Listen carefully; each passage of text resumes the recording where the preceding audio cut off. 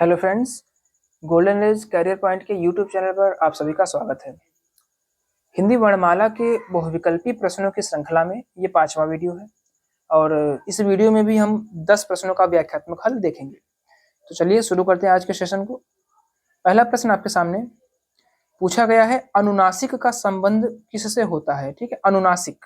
तो सबसे पहले अनुनासिक को समझ लेंगे। अनुनासिक वे वर्ण होते हैं जिनका उच्चारण करते समय ध्वनि नाक तथा मुंह, ठीक, नाक तथा मुंह दोनों से निकले, इनको बोलते हैं अनुनासिक। अब इसका जो चिन्ह होता है वो चंद्र बिंदु होता है। ठीक है, जैसे एग्जाम्पल के रूप में अगर हम इसको बोलना चाहें तो क्या बोलेंगे? चांद। अब देखिए उच्चारण में चा बोलते समय नाक और मुंह दोनों से ध्वनि निकल रही है। ठीक है, तो ये होता है अनुनासिक। और यहीं पर देख लेंगे अनुस्वार। अनुस्वार जो होता है उसका चिन्ह सिर्फ बिंदु होता है और इसका उच्चारण करते समय सिर्फ नाक से ध्वनि निकलती है। ठीक है, चलिए अब प्रश्न को देखेंगे। अनुनासिक का संबंध होता है केवल नाक से? नहीं, गलत है। केवल मुंह से? ये भी गलत है। नाक और मुंह दोनों से ये अनुनासिक होता है। ठीक है, चलिए नेक्स्ट क्वेश्चन। क्वेश्चन नंबर 2 में पूछा गया है, या र ला व किस वर्ग के व्यंजन है? ठीक है, या र ला व किस वर्ग के व्यंजन है? तो बहुत सिंपल सा क्वेश्चन है और इसका सही आंसर क्या है? अंतस्थ व्यंजन होते हैं। ठीक है, या र ला व अंतस्थ व्यंजन होते हैं। चलिए अगले क्वेश्चन की तरफ बढ़ते हैं। क्वेश्चन नंबर 3, इसमें पूछा गया है, निम्नलिखित में से कौन एक संयुक्त व्यंजन नहीं है? ठीक है, क्वेश्चन को समझें। कुछ संयुक्त व्यंजन नहीं है पूछा गया है। ठीक है, तो सबसे पहले संयुक्त व्यंजन समझ लीजिए क्या होता है। संयुक्त व्यंजन दो या दो से अधिक व्यंजनों के मिलने से बनते हैं। ठीक है, दो या दो से अधिक व्यंजनों के मिलने से संयुक्त व्यंजन बनते हैं। और जो संयुक्त व्यंजन में दो व्यंजन होंगे उनमें से जो पहला व्यंजन है, ठीक है, पहला व्यंजन हमारा स्वर रहित होगा। पहला व्यंजन स्वर रहित होगा, इसका मतलब आधा होगा। ठीक, स्वर रहित प्लस आधा। अच्छा, जो दूसरा व्यंजन होगा हमारा, दूसरा व्यंजन वो स्वर सहित होगा। स्वर सहित होगा अर्थात पूरा व्यंजन होगा वो। ठीक है, ये परिभाषा हो गई। संयुक्त व्यंजन क्या होते हैं? ये दो व्यंजनों के योग से बनते हैं, मिलने से बनते हैं। इसमें से पहला व्यंजन हमारा स्वर रहित होता है और आधा होगा। ठीक है, जबकि दूसरा जो है वो स्वर सहित होगा और पूरा होगा। और संयुक्त व्यंजन कुल कितने होते हैं? 4 होते हैं। ठीक है, 4। कौन कौन से होते हैं? छ, त्र, ज्ञा और श्र, ये जो है संयुक्त व्यंजन होते हैं। ठीक है, अब यहाँ पर क्वेश्चन देख लेंगे फिर से। संयुक्त व्यंजन नहीं है पूछा है। छ तो है, ये ऑप्शन गलत हो गया। ठीक, श, ये श जो है ये मूर्धन्य है, ये वाला मतलब ऑप्शन सही है, मतलब ये संयुक्त व्यंजन नहीं है। ठीक है, और बाकी त्र भी हमारा संयुक्त है, ज्ञा भी है। चलिए अगला क्वेश्चन देखते हैं। तो इसका सही आंसर कौन सा था? बा है। ठीक है, अगला क्वेश्चन। क्वेश्चन नंबर 4 आपके सामने है। इसमें पूछा गया है, स्वर ध्वनि के प्रकार। स्वर ध्वनि के प्रकार पूछे गए हैं। अब देखिए स्वर की बात की जाएगा तो स्वर 3 प्रकार के होते हैं। एक होता है हमारा हर्ष स्वर, ठीक है, उसके बाद में दीर्घ स्वर और प्लुत स्वर। अब तीनों को पहले समझ लेंगे, ऑप्शन तो इसमें से पता चल गया हमको। स्वर ध्वनि के प्रकार क्या है? दीर्घ, प्लुत, हर्ष, तीनों है, उपरोक्त तीनों है। ठीक है, लेकिन यहाँ पर देख लेंगे हर्ष क्या होते हैं? वे स्वर जिनके उच्चारण में सबसे कम समय लगे। ठीक है, सबसे कम समय उच्चारण में। और इसके अंतर्गत कौन कौन से आ जाएंगे? इसमें जो है हर्ष में अ, ई, उ, कौन सा है? ये वाला उ। ठीक है, उ और ऋषि। ठीक है, ये हो गए हमारे हर्ष स्वर। दीर्घ क्या होते हैं? हर्ष के बाद में दीर्घ आता है और दीर्घ में दीर्घ की परिभाषा की बात की जाएगा तो दीर्घ स्वर का उच्चारण करने में हर्ष से 2 गुना समय लगता है। ठीक है, हर्ष से 2 गुना समय लगता है। और इसके अंतर्गत आ, ई, उ, ए, ऐ, ओ, औ और ये वाला आ। ठीक है, ये सभी हमारे दीर्घ स्वर होते हैं। प्लुत स्वर की बात की जाए तो इनके उच्चारण में देखिए हर्ष हर्ष जो है सबसे कम हो गया। ठीक है, दीर्घ में हर्ष की अपेक्षा 2 गुना समय लगा, प्लुत में 3 गुना समय लगता है। ठीक है, 3 गुना समय लगता है उच्चारण करने में और इसमें सिर्फ ये स्वर आता है हमारा। ठीक है, ओम बोलते हैं इसको। तो यहाँ पर ऑप्शन हमारा दा वाला सही है, तीनों प्रकार होते हैं। ठीक है, चलिए अगला प्रश्न। Question number 5। क्वेश्चन नंबर 5 में पूछा है, छ वर्ण किसके योग से बना है? देखिए अभी प्रश्न पीछे आया था। छ है क्या? ये संयुक्त व्यंजन है ना? संयुक्त व्यंजन है, संयुक्त व्यंजन। अब संयुक्त व्यंजन होते कितने? पीछे बताया था कितने होते हैं? 4 होते हैं।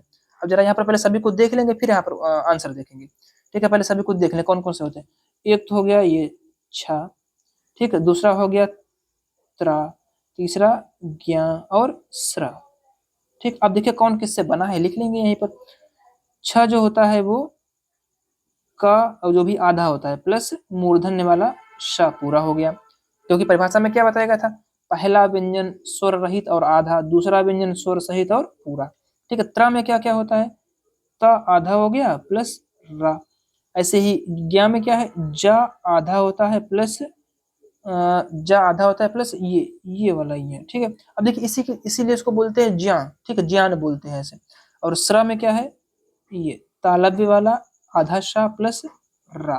ठीक, अब आपके सामने लिखे हुए चारों वर्ण किससे मिलकर के बने हैं, आराम से हम लोग यहाँ पर आंसर ढूंढ लेंगे। देखिए पहला ऑप्शन क्या है, का प्लस श, यही वाला ऑप्शन हमारा सही है। ठीक है, दूसरे में क्या था, का आधा सा कर दिया, गलत हो गया, इसमें ये भी गलत, ये भी गलत। ठीक है, तो ऑप्शन नंबर आ इसका सही है। क्वेश्चन नंबर 6 में देखिए क्या पूछा गया है। क्वेश्चन नंबर 6 में कह रहे हैं का, ग, ज और फ। देखिए सब में नीचे बिंदी लगी हुई है, ध्वनियां किसकी हैं, ऑप्शन पढ़ेंगे। संस्कृत की, अरबी फारसी की, ठीक, अंग्रेजी की, या फिर दक्षिणी भाषाओं की। ठीक, अब देखिए ये तो आराम से क्वेश्चन समझ सकते हैं हम लोग, जिनमें बिंदी लगी हुई हिंदी की तो ध्वनियां है नहीं, संस्कृत भी नहीं है। ठीक, कौन सी है, अरबी फारसी की ध्वनियां है। ठीक है, अरबी फारसी। चलिए अगला प्रश्न देखते हैं। क्वेश्चन नंबर 7 आपके सामने पूछा गया है, श, श, स, ह कौन से व्यंजन कहलाते हैं। ठीक है, कौन से व्यंजन कहलाते हैं। अब देखिए ये जो है चारों वर्ण जो है ये संघर्षी के अंतर्गत रखे जाते हैं। अब संघर्षी क्या है, यहाँ पर ऑप्शन हमारे सामने जो है संघर्षी दिया गया है। ठीक है, वैसे अगर देखा जाए तो ये ऊष्म व्यंजन होते हैं, है ना, ऊष्म व्यंजन होते हैं। ठीक है, यही केवल यही चार जो है वो ऊष्म व्यंजन होते हैं, लेकिन यहाँ पर ऑप्शन नहीं दिया गया है, तो इसमें ये और ऊष्म किसके अंतर्गत आते हैं, वो संघर्षी के अंतर्गत आ जाते हैं। संघर्षी में टोटल कितने होते हैं, संघर्षी में टोटल होते हैं खा, ग और तीनों शा, ठीक, और हा। अब देखिए संघर्षी व्यंजन होते कौन से हैं, जिनका उच्चारण करते समय जो जीभ है, मतलब जो श्वास वायु है, ठीक है, निकलने के लिए बहुत संकरा मार्ग बन जाए। जैसे देखिए बोल के देखेंगे ख, फिर भी वायु निकल रही है, ग, ठीक है, टच नहीं हो रहे हैं, और श, श, श, ह तीनों बोला हम लोगों ने। ठीक है, तो ये संघर्षी व्यंजन होते हैं। ऑप्शन नंबर सा इसका बिल्कुल सही है। अगले प्रश्न की तरफ बढ़ते हैं। प्रश्न नंबर 8 आपके सामने, निम्न में से स्पर्श व्यंजन कौन सा है। अब देखिए स्पर्श व्यंजन के अंतर्गत अगर देखा जाए तो हमारे सभी वर्ग आ जाते हैं। ठीक है, कौन कौन से, का वर्ग, चा वर्ग, टा वर्ग, ता वर्ग, पा वर्ग। ठीक है, टोटल 25 वर्ण। ठीक है, ये क्या होते हैं, हमारे स्पर्श व्यंजन कहलाते हैं। अब इसमें से ऑप्शन देख लेंगे, ता वर्ग बिल्कुल स्पर्श व्यंजन है। ठीक है, चा वर्ग भी स्पर्श व्यंजन के अंतर्गत, पा भी है, उपरोक्त सभी। तो ऑप्शन नंबर द इसका बिल्कुल सही हो गया। चलिए अगला प्रश्न देखते हैं, क्वेश्चन नंबर 9। क्वेश्चन नंबर 9 में पूछा गया है स्वर रहित व्यंजन, ठीक है, जब स्वर सहित व्यंजन से मिलता है तब क्या कहलाता है। अभी पीछे हम लोग पढ़ चुके हैं ना कि संयुक्त व्यंजन की परिभाषा क्या होती है। इसमें कम से कम 2 व्यंजन होते हैं, ठीक, जिनमें से पहला क्या होता है, हमारा स्वर रहित होता है, और दूसरा क्या होता है, स्वर सहित होता है। इनके मिलने से संयुक्त व्यंजन बनते हैं, है ना। और कौन कौन से होते हैं, छ, त्र, ज्ञ और श्र। ठीक, अब देख लेंगे फिर से, स्वर रहित व्यंजन स्वर सहित व्यंजन से मिलता है तब क्या बनेगा, संयुक्ताक्षर बनता है। ठीक है, संयुक्ताक्षर बनता है। चलिए आज का आखिरी क्वेश्चन देखते हैं। क्वेश्चन नंबर 10 पूछा गया है, कौन से शब्द में र व्यंजन नहीं है। ठीक, र व्यंजन नहीं है। अब देख लेंगे यहाँ पर मात्र, इसमें तो रा है। ठीक, मूर्धा, इसमें देखिए ये रा है।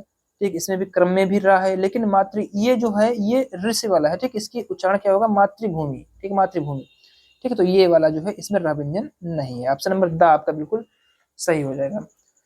तो आज के 10 क्वेश्चन समाप्त होते हैं, और नेक्स्ट क्लास में फिर से आपके सामने 10 क्वेश्चन लेकर के आएंगे, और जल्दी कोशिश करेंगे वर्णमाला की सीरीज पूरी हो और फिर कोई अगला चैप्टर लेकर के आएंगे आपके लिए। ठीक है, तो बने रहिए गोल्डन एज कैरियर पॉइंट के साथ में। बहुत बहुत धन्यवाद, थैंक यू वेरी मच।